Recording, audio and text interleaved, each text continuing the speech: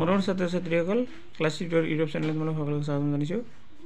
আজি চৰকাৰী স্কুলত ক্লাছ 4 আমি আৰু আমাৰ পৰিৱেশ নামৰ কিতাপটোৰ পাঠ নম্বৰ 14 আমাৰ অধিকাৰ এইটোৰ পৰা প্ৰশ্নটো আলোচনা কৰিছোঁ। ভিডিঅ'টো ভাল লাগিলে অৱশ্যেই লাইক কৰিবা, লগতে চেনেলটো সাবস্ক্ৰাইব কৰি ৰাখিবা আৰু বন্ধু বান্ধৱীসকললৈ শ্বেয়াৰ কৰিবা আৰু কোনে ক'ৰ পৰা চাইছা অৱশ্যেই নামটো নিজৰ নাম আৰু গাঁৱৰ নাম লিখি দিবা, ভাল লাগিব। এতিয়া এইটো অনুশীলনী প্ৰশ্ন উত্তৰসমূহ এতিয়া আগবঢ়াম। 2 নম্বৰ আছে খালী ঠাইবোৰ কৰা, তাৰে ক নম্বৰ হৈছে বাছেৰে গৈ থাকোঁতে সিহঁতে দুডালমান ঢেঁচ দেখিলে, এইটো হ'ব খেতি দেখিলে। খ নম্বৰ সিহঁতে বিদ্যালয়খনৰ ঢেঁচ সভাত অংশগ্ৰহণ কৰিছিল, এইটো হ'ব প্ৰাতঃসভাত। গ নম্বৰ আমাৰ দেশৰ চৰকাৰে ঢেঁচ চনত শিশু শ্ৰমিক আইন প্ৰণয়ন কৰে, এইটো 1986 চনত।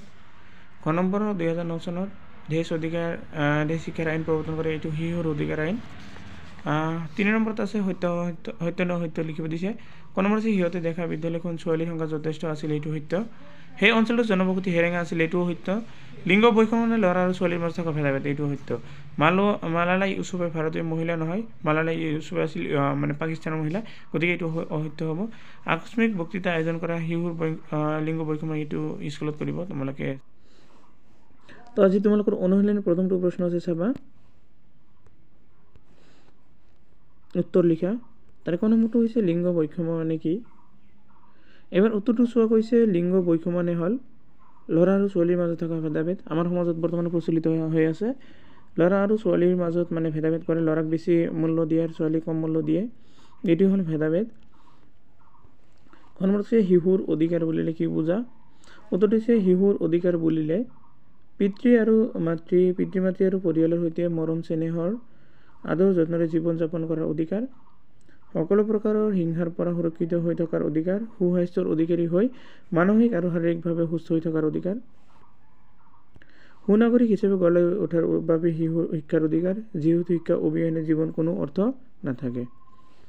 তাৰপিছত আছে গ নম্বৰত শিশুৰ অধিকাৰৰ বাবে থকা দুখন আইনৰ নাম উল্লেখ কৰা।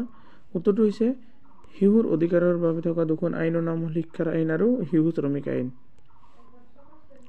খ নম্বৰত হৈছে অসমত শিশু সুৰক্ষা দিৱস কোন তাৰিখে পালন কৰা হয়। উত্তৰটো হৈছে অসমত শিশু সুৰক্ষা দিৱস 4 মাৰ্চ তাৰিখে পালন কৰা হয়। এবাৰ 5 নম্বৰ তোমালোকৰ পোষ্টাৰ লিখিব দিছে। তাৰে ক নম্বৰটো হৈছে শিক্ষা শিশুৰ মৌলিক অধিকাৰ, এইটোলৈ এটা পোষ্টাৰ বনাব দিছে। যেনেকুৱা লিখিবা শিক্ষাৰ অধিকাৰ স্কুল আদিৰ দ্বাৰা প্ৰাথমিক শিক্ষা কৰিব নোৱাৰা লোক সকলোক বুনিয়াদী শিক্ষা প্ৰদানৰ দায়িত্বৰ কথা উল্লেখ আছে। শিক্ষাৰ অধিকাৰে শিক্ষাৰ্থীসকলৰ মাজত কোনো ভেদাভেদ নোহোৱাকৈ ন্যূনতম শৈক্ষিক মান বৰ্তাই ৰাখি শিক্ষা প্ৰদান কৰা আৰু শিক্ষাৰ গুণগত মান বৃদ্ধিৰ ওপৰত গুৰুত্ব প্ৰদান কৰিছে। খ নম্বৰ হৈছে 6 পৰা 14 বছৰ সকলো শিশুৰ শিক্ষা বাধ্যতামূলক। বৰ্তমান সময়ত চৰকাৰৰ পৰা এইটো নিয়ম কৰি বাছনি কৰি দিছে, 6 পৰা 14 বছৰ যিকোনো ধৰণৰ শিক্ষাই, দুখীয়া হওক ধনী হওক লেংৰা হওক বা চকুৰে নেদেখা মানুহে তেওঁক 6 পৰা 14 বছৰ হ'লেই তেওঁক প্ৰাথমিক শিক্ষাটো বাধ্যতামূলক শিক্ষা বুলিলে চৰকাৰৰ 6 পৰা 14 বছৰ বয়সলৈ শিশুৰ বিনামূলীয়া শিক্ষাৰ ব্যৱস্থা কৰা আৰু নামভৰ্তি উপস্থিতিৰ খতিয়ানৰ লগতে শিক্ষা সম্পন্ন হোৱাৰ দায়িত্বক বুজায়। বিনামূলীয়া শিক্ষা সকলো শিশুৱে কোনো ধৰণৰ মাচুল পৰিশোধ নকৰাকৈ বিনা অসুবিধাত প্ৰাথমিক শিক্ষা সম্পন্ন কৰিব পৰাটো বুজাইছে।